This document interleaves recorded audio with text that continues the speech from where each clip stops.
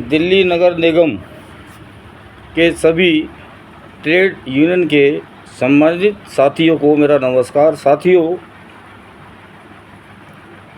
जैसा कि आप सभी साथी जानते हैं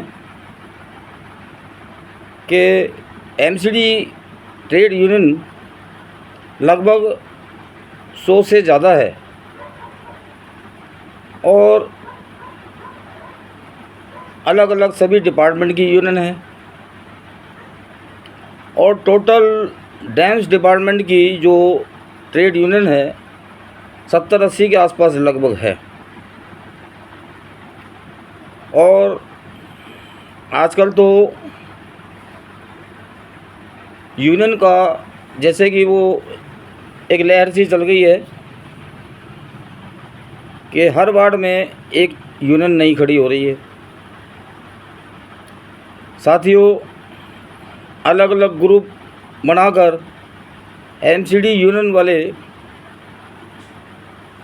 आज की तारीख में जिस तरह से चल रहे हैं, हर यूनियन में सभी के मन में ये रहता है कि मैं 15 यूनियन मिला लूँ। दूसरा ये सोचता है कि मैं इसने 15 बनाया, इस ग्रुप बना के, और मैं 25 यूनियन का एक ग्रुप बना लूँ। तीसरा कहता है मैं 50 यूनियन बना लूँ। चौथा कहता है कि मैं 70 बना लूँ। तो इस तरह से ये जो परंपरा चल रही है, ये साथियों आपकी मैं जानकारी मिलाना चाहता हूँ कि इस तरह का जो चलन चल रहा है ये हमारे कर्मचारी हित में नहीं है, क्योंकि अलग अलग यूनियन का एक ग्रुप जो बन गया है, एमसीडी के हमारे प्रत्येक विभाग के अधिकारी हमारी इस कमजोरी को भाप चुके हैं, समझ चुके हैं। अभी पिछले 4 साल पहले एक कोर कमेटी बनी थी जिसमें हमारे आदरणीय श्री राधेश्याम टांक जी, राम कुमार बिडलान जी, संतलाल चावरिया जी, राजेश बेनीवाल, खन्ना डिकोलिया और भी बहुत से अन्य यूनियन के सम्मानित साथी सम्मिलित थे, जिन्हों की मशवरे के बाद, चर्चा के बाद एक टोटल मिला के 33 यूनियन संगठन इकट्ठे हुए और सभी ने उसको एक नाम दिया कोर कमेटी। उसमें एक नियम भी बनाया गया था। श्री राधेश्याम टांक जी के बाद हमारे संतलाल चावरिया जी कोर कमेटी के दिल्ली प्रदेश के अध्यक्ष भी बने।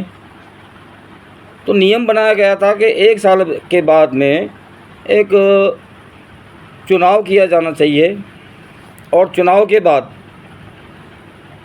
हर साल सम्मानित साथियों को, एक नए साथियों को कोर कमेटी का अध्यक्ष बनाकर सम्मानित कर इस चुनाव के तरीके से तो वो आए और अच्छा काम करें।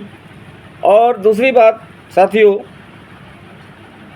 ये भी फैसला किया गया था कि जो अध्यक्ष के पद पर रहते हुए अच्छा काम करेंगे, सबकी सहमति से उनको 1 वर्ष और दिया जाएगा।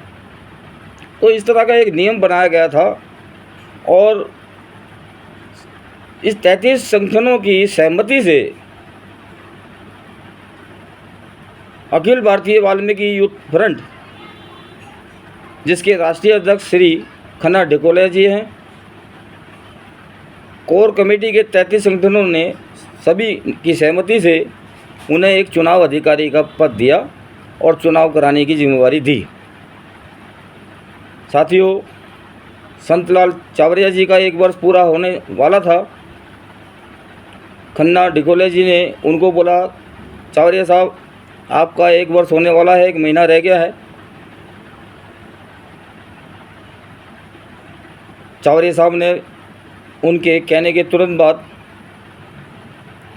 अपने अध्यक्ष पद से 20-25 दिन पहले इस्तीफा दे दिया।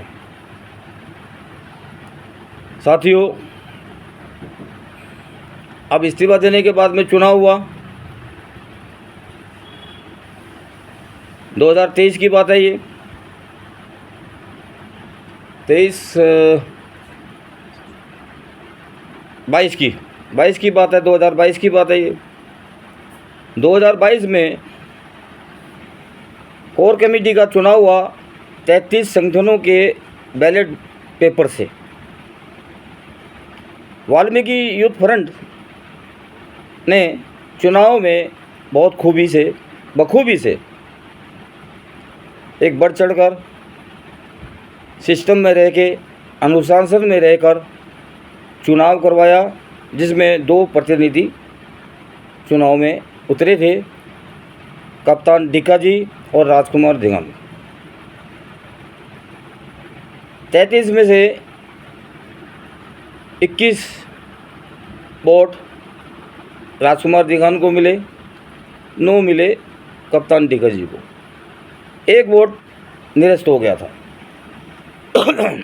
साथियों, सर्वसम्मति से राजकुमार दिगान को 1 वर्ष के लिए चुनाव कोर कमेटी का दिल्ली प्रदेश का अध्यक्ष मनोनीत किया गया।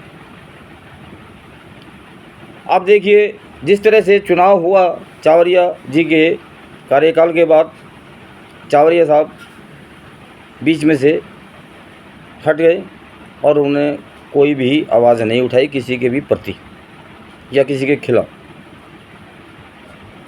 लेकिन 2024 में जो चुनाव होना था, वो चुनाव राजकुमार का 1 वर्ष कार्यकाल पूरा होने के बाद तो ये मैं नहीं जानता हूँ।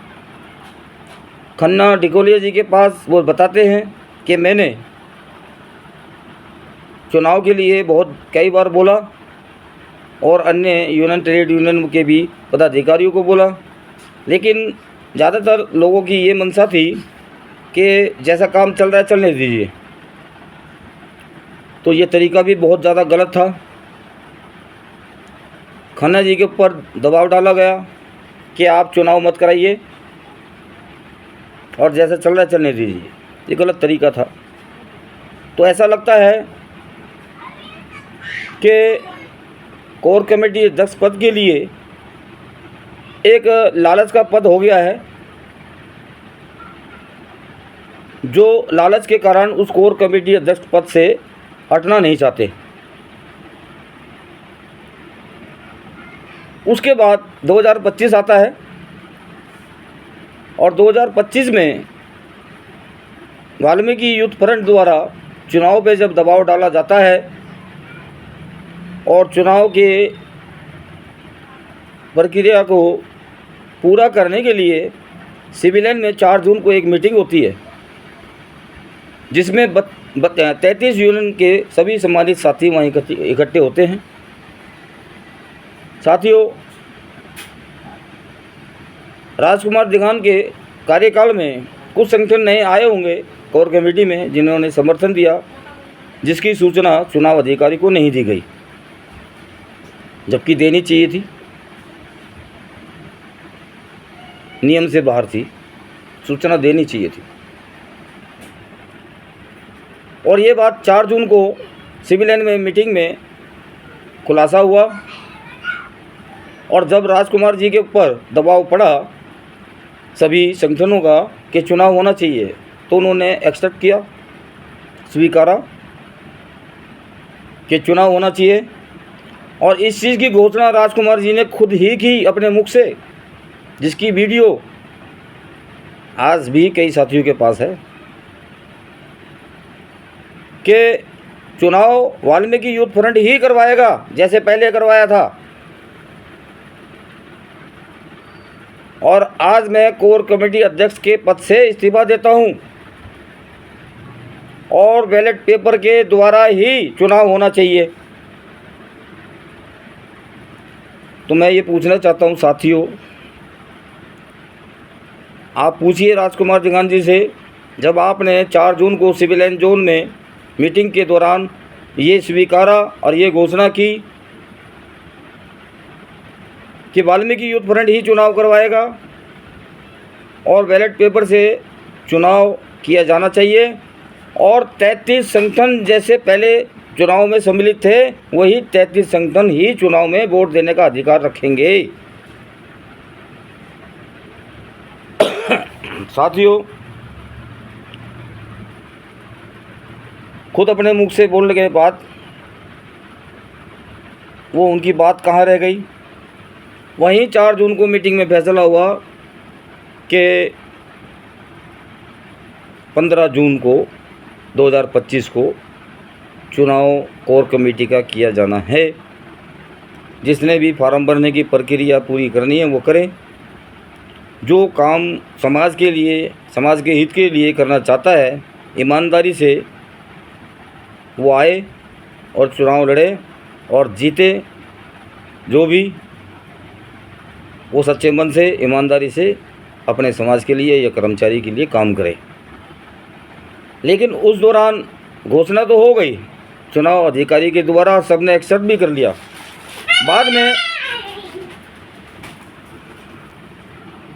बाद में ये निकल के आया मुद्दा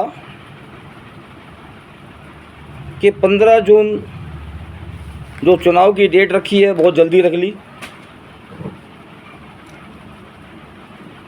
साथियों, समझने वाली बात है, अगर 15 जून उनको बहुत जल्दी लग रही थी कि बहुत नज़दीक का टाइम दे दिया चुनाव का, आगे बढ़ाना चाहिए था। साथियों,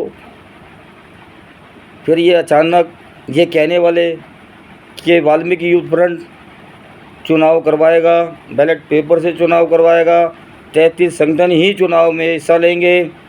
तो 14 जून को यानी कि 15 जून से एक दिन पहले ही जो कहते थे 15 जून की तारीख बहुत जल्दी रख दी है, 15 से बाद का इलेक्शन होना चाहिए, कहने वाले वही 14 जून को यानी कि 15 से एक दिन पहले केशवपुरम जोन में जाकर बिना बैलेट पेपर के, बिना वाल्मीकि यूथ फ्रंट के द्वारा वहाँ हाथ उठाकर और अपने आप को कहते हैं मैं कोर कमेटी का अध्यक्ष बन गया, मैं कोर कमेटी का अध्यक्ष बन गया। ये गलत है। यानी कि आपको कोर कमेटी में अध्यक्ष पद पे या पद पे रहने का एक स्वार्थ, आप समाज हित के लिए बात नहीं कर रहे हैं, आप अपनी जुबान से मुकर रहे हैं। जो आपने वादे किए उस वादे से पीछे हट गए। साथियों, उन्होंने जो किया, लेकिन वाल्मीकि यूथ फ्रंट ने 15 जून को पूर्व की भांति जो चुनाव कोर कमेटी का करवाया, जिसमें टोटल 33 यूनियन संगठनों का जो भाग ले सकते थे, उसमें से 21 संगठनों ने वोट डाला और हमारे छोटे भाई आदरणीय नरेश पियाल जी को कोर कमेटी का अध्यक्ष सर्वसम्मति से सम्मान के साथ कोर कमेटी का अध्यक्ष मनोनीत किया, जिसका सारा सबूत वाल्मीकि यूथ फ्रंट के पास है। और उसी 15 जून को हमारे आदरणीय दिल्ली सरकार सफाई आयोग के चेयरमैन संजय गहलोत जी मौजूद रहे। उन्होंने खुद अपने मुख से प्रूफ के साथ घोषणा की कि जो आज इलेक्शन हुआ है बहुत अच्छे तरीके से हुआ है और इसकी घोषणा करते हैं कोर कमेटी का अध्यक्ष नरेश पियाल जी रहेंगे। साथियों, ये जो कोर कमेटी आज की तारीख में एक तो हो गई वैध और एक हो गई अवैध। मैं पूछना चाहता हूं कि कौन सी कोर कमेटी को आप वैध मानते हैं और कौन सी कमेटी को आप अवैध मानते हैं। इससे हमारे समाज का बहुत तगड़ा नुकसान हो रहा है। इस तरीके से हमारे कर्मचारी का बहुत शोषण हो रहा है और तो और अधिकारी भी शोषण कर रहे हैं। समाज नहीं कर रहा है, अधिकारी भी शोषण कर रहे हैं। समाज पिस रहा है। समाज को अपना जो हक मिलना चाहिए, कोर कमेटी जो ओरिजिनल है वो ओरिजिनल रहेगी, जो नहीं है वो नहीं है। मेरी आप सभी से विनती है, जहाँ नियम से काम होता हो, कर्मचारी हित के लिए काम होता हो, ईमानदारी से काम होता हो, आप उस कोर कमेटी के साथ आएं। मैं निवेदन करता हूं सभी सम्मानित साथियों से कि आप ईमानदार के साथ रहें, ईमानदार कोर कमेटी के साथ रहें। साथियों, एक चीज़ मैं और बताना चाहता हूं, जो 15 जून को चुनाव प्रक्रिया में जिन्होंने संगठन ने वोट डाला, 15 तारीख को तो 4 बजे 3 बजे के आसपास तो वोट डाल के गए। उनमें से ऐसे भी हैं कि 3 बजे नरेश प्याल जी के पक्ष में वोट डाल के गए और 5 बजे अपने घर जाके घोषणा कर रहे हैं कि मैं राजकुमार ढिंगान के साथ हूँ, हमेशा रहूँगा। तो किसने बोला, आपको मना किया कि आप साथ में ना रहें? लेकिन ये दो दो बातें आप क्यों कर रहे हो? आप इधर तो वोट डाल के जा रहे हो नरेश प्याल जी के पक्ष में कि नरेश प्याल जी जिंदाबाद, नरेश प्याल जी कोर कमेटी के अध्यक्ष बने। 2 घंटे बाद में आप कहते हो कि राजकुमार जिंदाबाद। आपकी क्या नीति है? ये समझ से बाहर है साथियों। मैं सभी सम्मानित साथियों से ये विनती करता हूँ, मैं सभी का नाम नहीं लूँगा, बाकी जो समझते हैं वो समझ जाएंगे और जिसने नहीं समझा वो कभी ज़िंदगी में नहीं समझेगा। राजेश बेनीवाल जी, आप सम्मानित हैं। संजीव जावा जी, आप भी सम्मानित हैं। जैसे आप पहले यहाँ रहे, सतीश टांग जी, आप भी सम्मानित हैं। संजय टांग जी, आप भी सम्मानित हैं।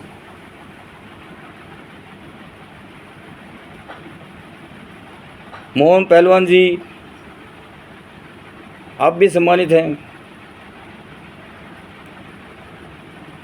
वह अन्य साथी, मैं सभी से हाथ जोड़कर मैं अनुरोध करता हूं, मैं आपसे विनती करता हूं, इस समाज को लूटने से बचाओ।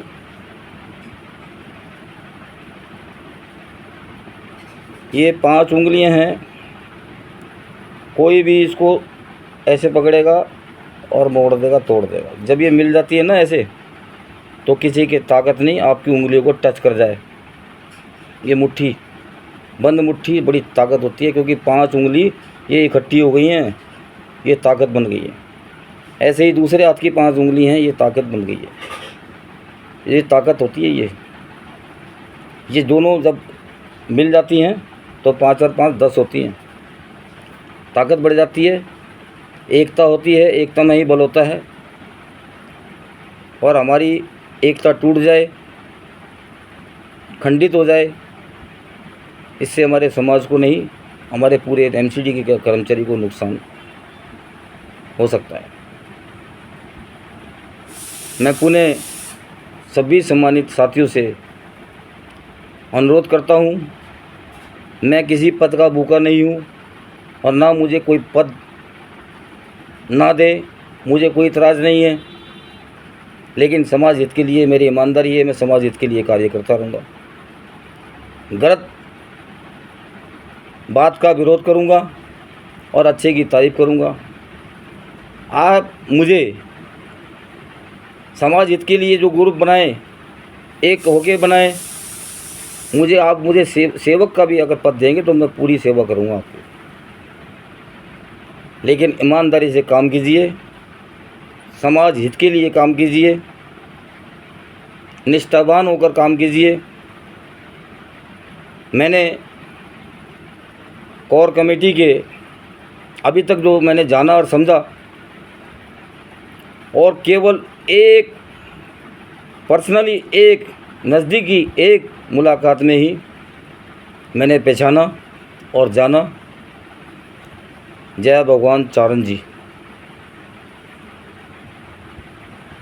मैं समझता हूँ पूरे समाज की नाक है, ईमानदार हैं, समाज हित के लिए हैं, आदरणीय हैं, मैं सम्मान करता हूँ। आज साथियों, मेरी एज आयु जो उम्र है वो 64 वर्ष की हो गई है। 4-5 साल सेवानिवृत्त भी हो गए हैं मेरे को हुए। मैं आज भी पेंशन ले रहा हूँ, लेकिन मैं आज भी समाज हित के लिए सुबह सुबह निकल जाता हूँ, और चाहे मुझे खाना मिले चाहे ना मिले, मैं भूखा रह के भी समाज हित के लिए सेवा करने की भावना रखता हूँ कि अपना समाज एमसीडी में किसी भी डिपार्टमेंट में क्यों ना हो, हमारे समाज को न्याय और उचित न्याय और ईमानदारी से न्याय मिलना चाहिए।